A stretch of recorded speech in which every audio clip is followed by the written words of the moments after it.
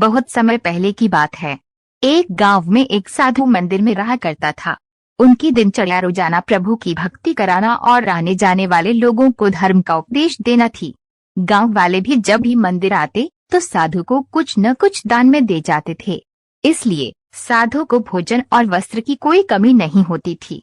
रोज भोजन करने के बाद साधु बचा हुआ खाना छिंके में रखकर छत से टांग देता था। समय ऐसे ही आराम से निकल रहा था, लेकिन अब साधु के साथ एक अजीब सी घटना होने लगी थी।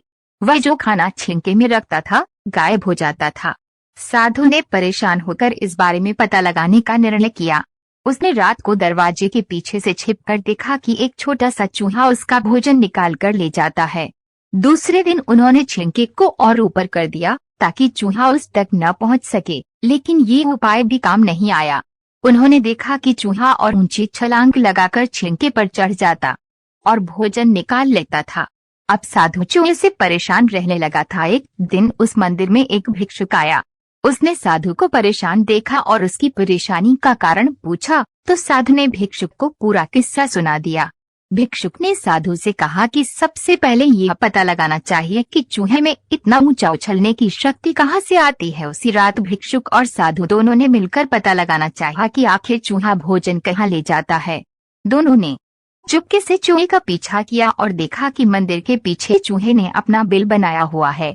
चूहे के जाने के बाद उन्होंने बिल को खोदा तो देखा कि चूहे के बिल में खाने पीने के सामान का बहुत बड़ा भंडार है।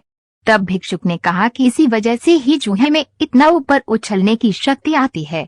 उन्होंने उस सामग्री का निकाल लिया और गरीबों में बांटा दिया। जब चूहा वापस आया तो उसने वहां पर सब कुछ खाली पाया तो उसका पूरा आत्मविश्वास समाप्त हो गया।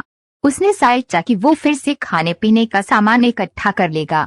यह सोचकर उसने रात को छिंके के पास जाकर छलांग लगाई, लेकिन आत्मविश्वास की कमी के कारण वह नहीं पहुंच पाया और साधु ने उसे वहां से भगा दिया। कहानी अच्छा लगे तो लाइक और सब्सक्राइब